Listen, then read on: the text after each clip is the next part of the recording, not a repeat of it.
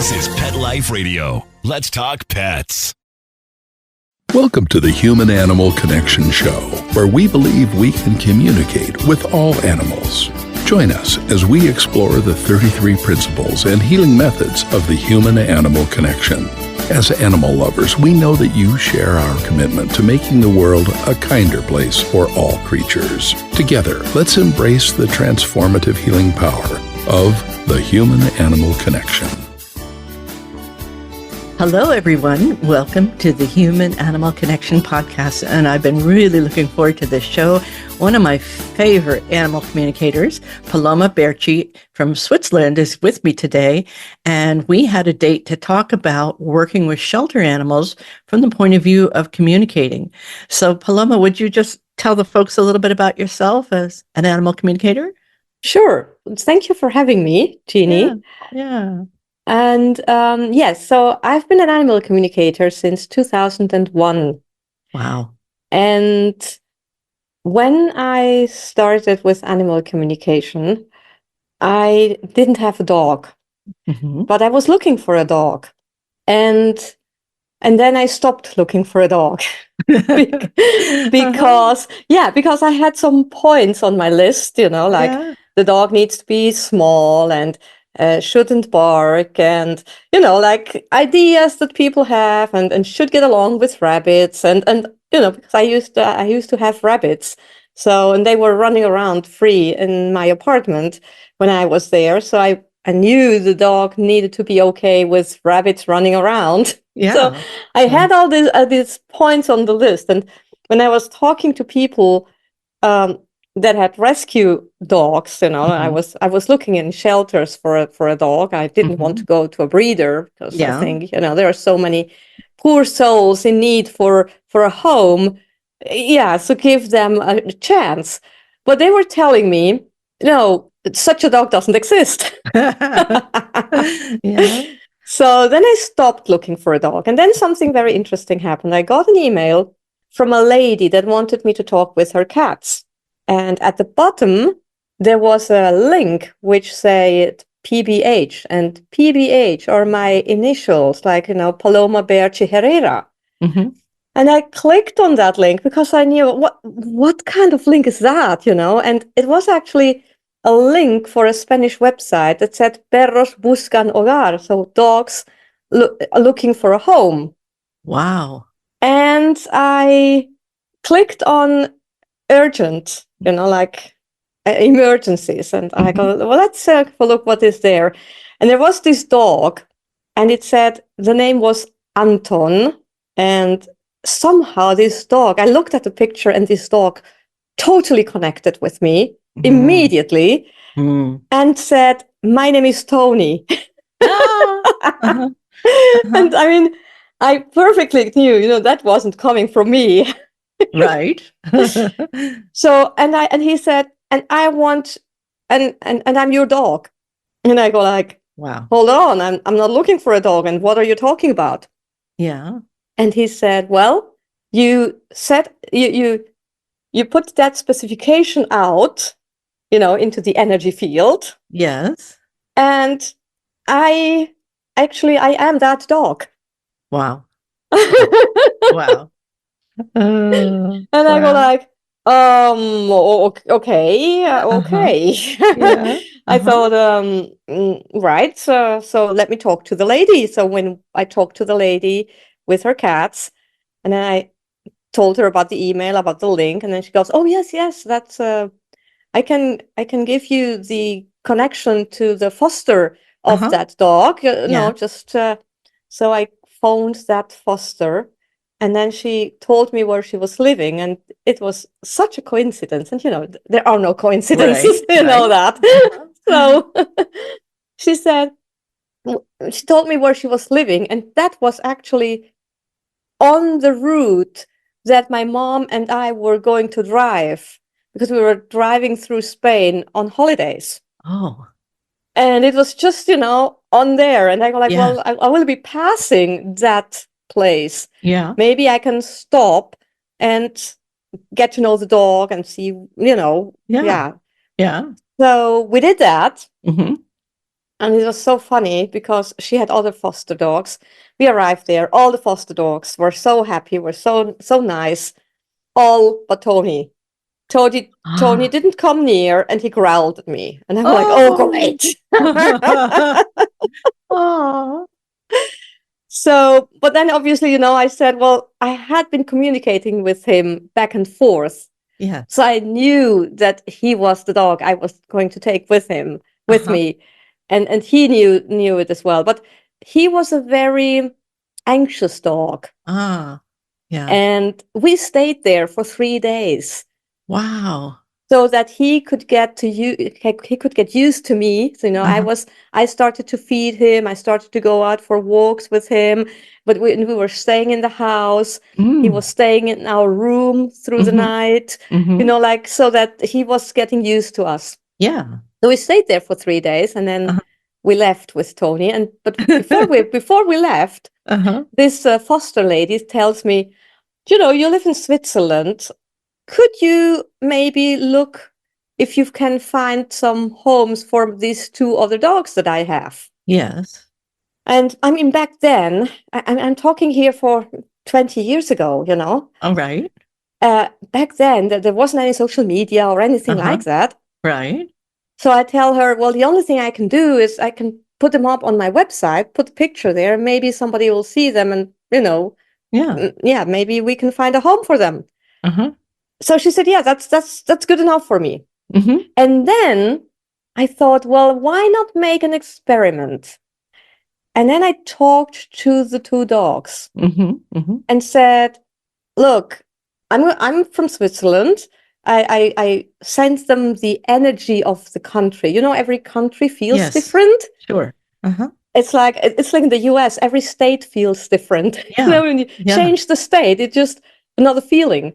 Right. So every country has its own vibration. So I sent them the vibration of Switzerland, and I said, look, that's where I live, and I can look for a home for you there if you're willing to come. But you need to tell me what kind of home you're looking for, so that I can look for the right home for you.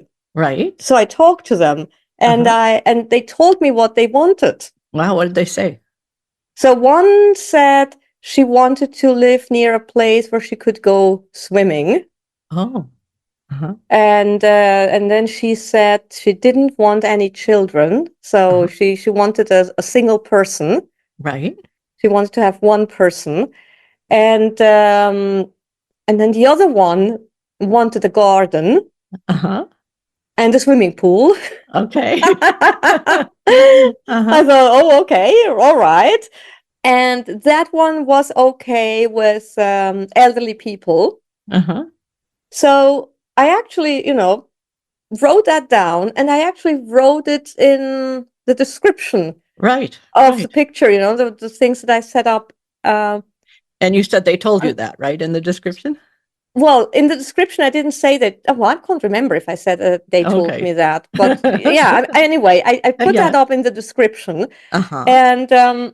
And then I thought, well, if Tony found me because of this specification that I set up in the ether, shouldn't it be possible for them to find a home according to their specifications? So I told them, maybe you could look around, or maybe you could see if you find that vibration that you're looking for. Yes. So about 2 weeks after I came back to Switzerland and I put the 2 dogs up on my website, I got a phone call from somebody, a single woman, that was interested in one of the dogs, the one that actually wanted a single person. Yes. And I go like, oh, well, yes, I can come. And so I went there and saw where she lived, and we went for a walk, and there was a small river where she could then go for a swim with the dog just nearby, and so on, it was just perfect. It was everything that the dog actually wanted. Yeah. So I thought, okay, yeah. So we made arrangements for her to adopt the dog. Okay. Now you didn't bring the dogs back home with you, did you? No. Okay. They were still in Spain. They were still in the Okay. foster in Spain. Okay.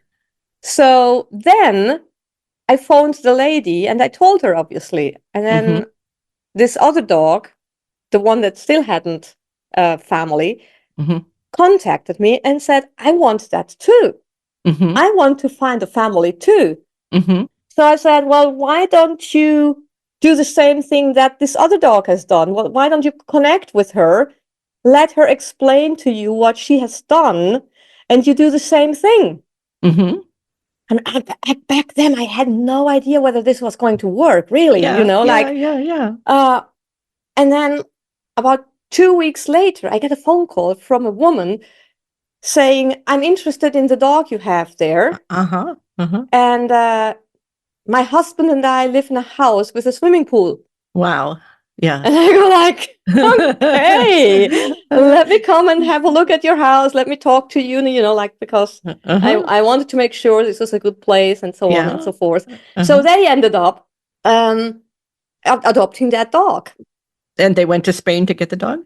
No, we actually had the dog come here with a transport. Okay. So there was back then there was this this woman that was driving back and forth with dogs, How long a drive is that? I don't know the geography, so how so from Spain to Switzerland or Germany, because they went to Germany and then they just crossed the border, it was about a 18-hour drive, 20-hour drive, something like that. That's long, so it was quite a long drive. Yeah. But I mean, the car was adapted to that. So that was actually my first That's amazing experience, and then I thought, oh well, this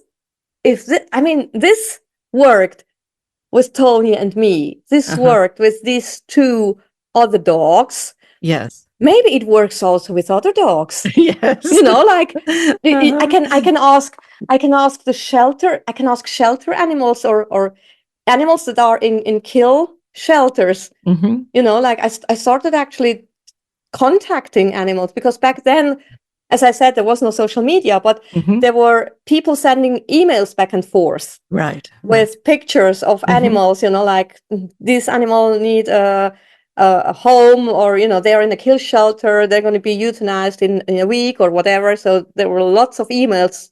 Yes, I remember those days. I remember those days. Yeah, exactly. So then I started to contact those animals, and I told them, actually, that's what I told them. I told them, look, if you want to leave your body, stay where you are. Because they would be getting euthanized sooner or later. So if you want to leave your body, stay where you are. If you don't want to leave your body, you need to find yourself a human that takes you out of that shelter. Now, something very interesting happened here, because some dogs were asking me, what do I need a human for? Oh. Yeah. So because they didn't know why they needed a human. Right. So I had to explain to them that why they needed a human. Yes. And then... Were those street dogs or stray dogs? Yes, exactly. They had never been in a home with humans, so they didn't know their value. Yeah. Exactly. Their So purpose. they didn't know what a human, why do I need a human? What do I need a human for? Right. So I explained it to them. And then what I also noticed was that some dogs didn't know what a home was. So but for the high kill shelters, I just told them, I didn't tell them about the home. I told them, get a human to get you out of there.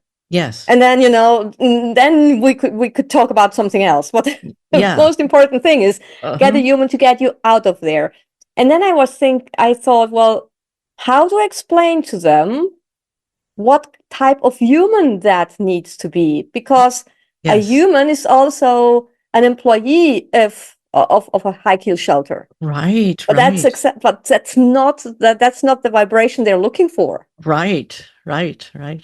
So I sent them my vibration. I thought, look, a human that vibrates more or less like me, you know, an animal loving human. Yes. So I send them the vibration. I send them a range of vibration, maybe also the vibration of a friend of mine that had a shelter. Yeah. Where they don't kill animals, you know, like. And so I sent them different types of vibrations from animal loving humans, so that they could actually get or attract a human that would get them out. Yes, wonderful. Now hold that thought, because we're going to need to take a quick little break, and then I want to hear the rest of that story. So right on that cliffhanger, we'll take a break. We'll be right back. Hey friends, if you like what you're hearing and want to learn more, check out Dr. Joseph's book, The Human-Animal Connection, Deepening Relationships with Animals and Ourselves. Or visit the website, thehumananimalconnection.org, to book an online consultation. Thank you for loving animals. Now back to the show. Let's Talk Pets on PetLifeRadio.com.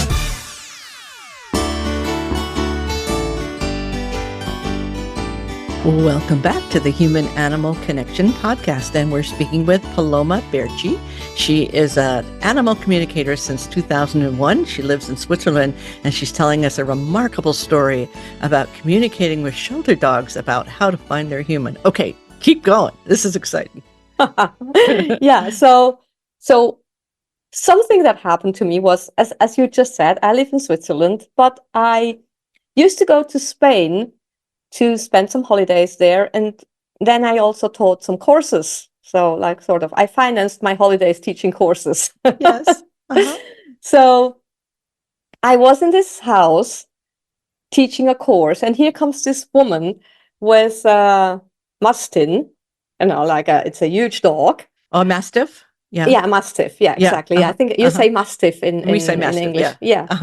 So it's a really huge dog. Huge. So here comes that lady with this Mastiff, and she sits there, and we're talking. We haven't started the course yet, and that dog is staring at me. and then I go like, oh well, yeah, hi, and we start the course. We do the first part of the morning, then we have a break, and then I want to go out into the garden, and this Mastiff stands in my way. Yeah. Now, if a Mastiff stands in your way, you don't go anywhere. Right.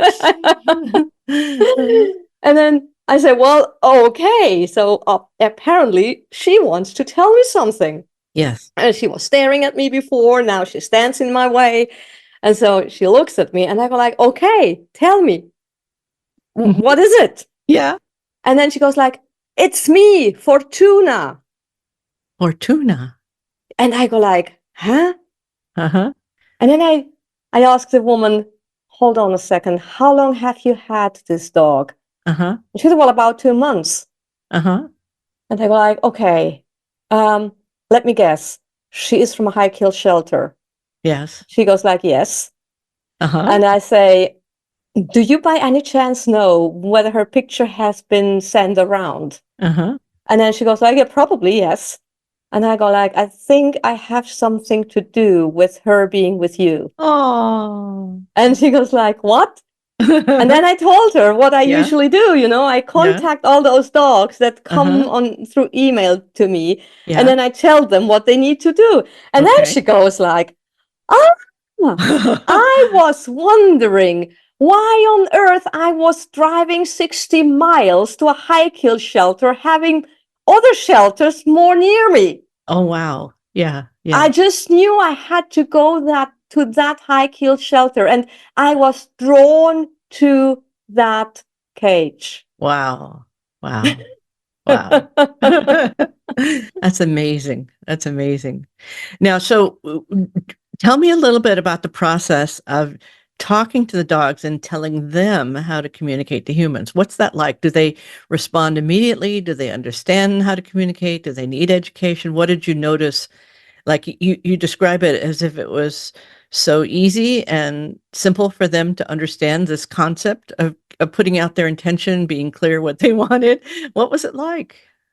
Well, it's not that easy. because Okay. we have to realize in what situation the dogs are. Mm-hmm. Dogs that are in shelters, um, they are like homeless people. Yes, yes, People yes. people that live on the streets. Mm-hmm. Now, if you look at homeless people, you get some very bright brains, Mm-hmm. Mm-hmm. on the street, like Mm-hmm. professors Mm-hmm. and I mean, really intelligent people Yeah. living on the street. Mm-hmm. And you would never think, well, why on earth is this person living on the street? Well, what happens is maybe they lose their job, they lose the family, then they lose the house, then they lose hope, Mm-hmm. and then they just end up on the street, and Mm-hmm. they are in a downward spiral, Yes. and they just don't, they don't have the strength to pull themselves out of that anymore. They need somebody that comes and tells them, takes them by the hand and Mm-hmm. tells them what they need to do. Yeah. Now, Mm-hmm. the same thing happens with shelter animals. Mm-hmm. Mm-hmm. Those animals have lost everything, and some of them never had anything. Mm-hmm. And so they need somebody that comes and tells them what they need to do Mm. in order to get out of there. Okay. Now, some animals know what a home is, Yes. some Mhm. animals don't. Right. So if you have an animal that knows what a home is, Mm-hmm. then you can say, well, I usually explain to the animals, because most people, let's be honest, most people don't communicate consciously telepathically with animals. Right. Mm-hmm. So, if an animal contacts them, they're not going to get it. Right. But what an animal can do is they can look into the ether, look for Mm-hmm. that specification that they're looking for, Mm-hmm. like Tony did, Yes. Yes. and then find the source of this, Yeah. that they'll find the human. Uh-huh. And what they do then, they connect with the human. They sort of enter through the back door. I call it the back door. They come through the back door. Yeah. They connect with the human without the human noticing it, and Yes. they place their need, Uh-huh. their specification into the human. Yes. Wow. So No. you actually tell the animal, you Uh-huh. go there and you go Yes. in through the back door, and you put your specification there. Okay. And then obviously if that person is looking for a dog, Mm-hmm. Mm-hmm. that's going to match. Now, Now I they're just going want to ask one thing. When you say back door, what do you mean by a back door? Are you talking about a physical back door? Are you talking about an energetic back door? Are you talking about in the body itself? Where is the back door? Yeah, well, I call it the back door, Right. because they connect with you without you noticing it. It's like Okay. you sneak in through the back door into a house. Okay. Metaphorically speaking, the back door. Okay. Got it. Yeah, All right. exactly. Yes. Uh-huh. Yeah. Okay. And dogs So probably know where that is emotionally and yes, energetically. yes, because Yeah. because I explain it to them. You Okay. connect with the person, Yeah. and you put your specification inside the person. The thing is, and basically that's actually what animals do. All animals do that, because animals know that most people don't communicate with them on a telepathic level, but Right. they have their needs. Mm-hmm. And they Mm-hmm. want their needs to be met. So Absolutely. what they usually do is they connect with their humans. They Mm-hmm. sneaking through the back door, Yes. place their needs Uh-huh. inside of their human. Uh-huh. And for the human, it looks like it's their idea.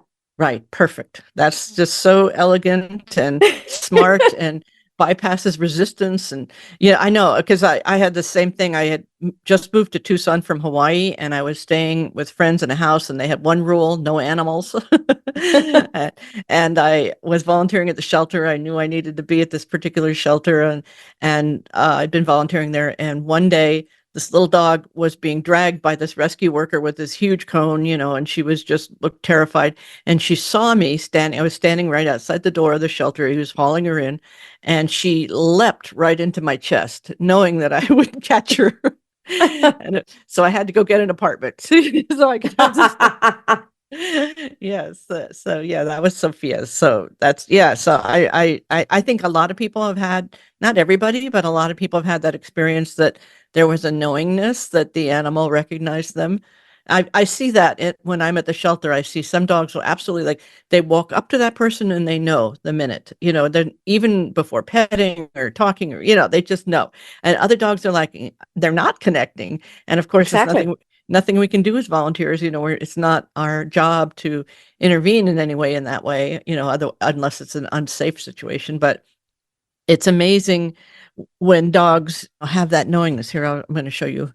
That's Sophia there. So for people who Oh, are so watching sweet. watching on the video, yeah, yeah. Yeah. So yeah, I mean, it's really remarkable. So how can people begin to open the door with their animals that share their lives, or should we talk about that, or should we talk about people who are volunteering in shelters? Which you would like the answer? Well, I think for people that volunteer in shelters, Yeah, let's talk about that. Even if they don't communicate on a telepathic level with the animals, what they can do is they can imagine situations like a family with children, So what you actually do is you imagine a family with children, and you look at a specific dog. You feel that specific dog in your heart, and you match that family with children with that dog, and you will notice, do those energies go together, or do they repel? Yes, yes. I So think that's, if yeah, they beautiful. repel, It's don't not it. look Yeah, don't look for a family with children, even if right. a family with children applies. Right. Yeah, I think that's beautiful because we teach that in the human animal connection. We have a concept called towards and away. And we say that animals, when they're not deeply traumatized, they have a really good sense of moving towards what feels right and away from what feels wrong. And as humans, we need to reconnect with that in ourselves because that's our animal nature. But Mm, often we're not including our animal nature in our day-to-day life. But that concept of being attracted or repelled is an energetic thing. It's not even emotional. It's not even mental. It's just, exactly. yeah, yeah. Great. Good. Okay. So keep going. Tell us about shelter volunteers. What else we can do? Yeah. So I think this is one thing that you can do, and another thing, and that was actually told uh, to me by a dog, Mm, is that animal shelter volunteers, they are so concerned so often. They want to do all by themselves. mm. And then this dog was telling me, we can help as well. Wow. But we need their support. Yes. And what they need to give us the space Hmm. so that we can also do our work and support. Yeah. So, So sort of uh, take the animal into the process.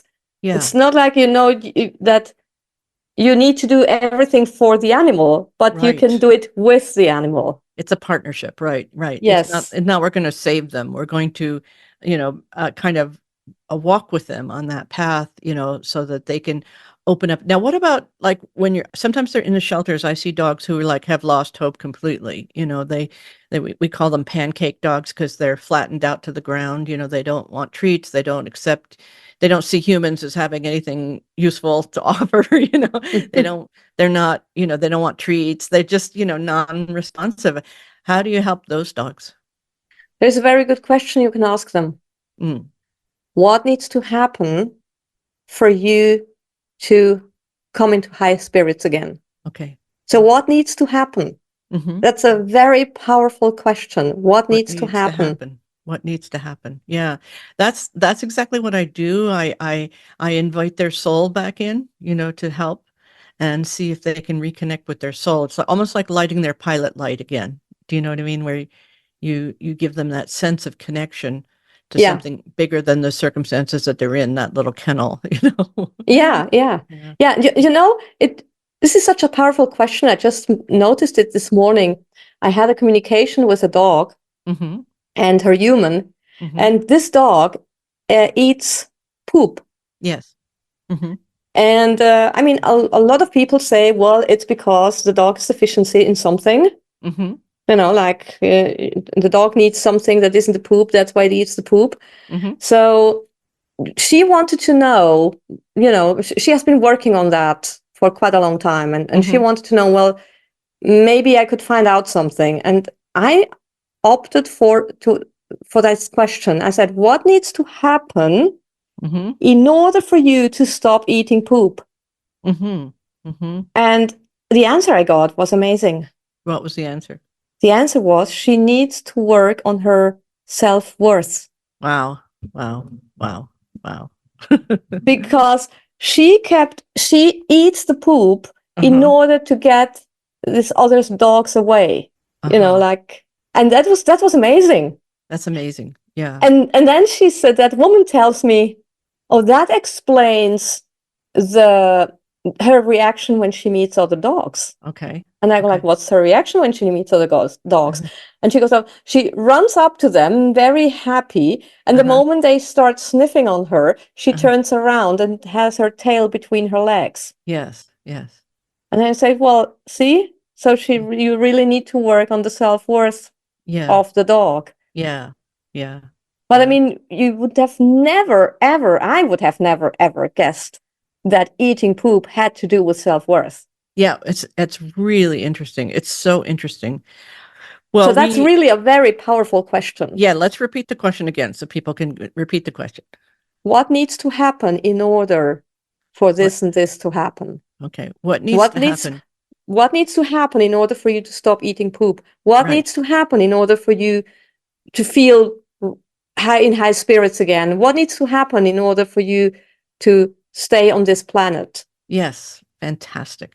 Well, that's a wonderful note to end on. It's been such a delightful conversation with you, Paloma. I'm so glad we had this time to talk about this. And there's so much to talk about. We're just going to have you on again. How can people find you, get in touch with you, connect with you? What would you like to give them for connection point? Well, I have a website called speciesspace.com, so they can contact me through the website. I also have a podcast, Animal Empathy. So, yeah. Yeah. Speciesspace.com to connect with Paloma or her podcast, Animal Empathy. Well, thank you so much for illuminating us today here on the Human Animal Connection. We'll see you You're soon. very welcome. Bye-bye. Thank you for having me.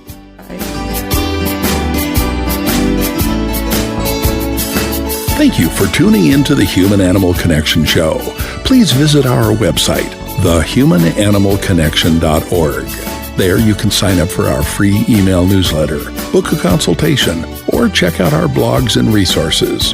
Our best-selling book, The Human Animal Connection, is available on Amazon, and your donation of any amount keeps our nonprofit organization providing life-changing services.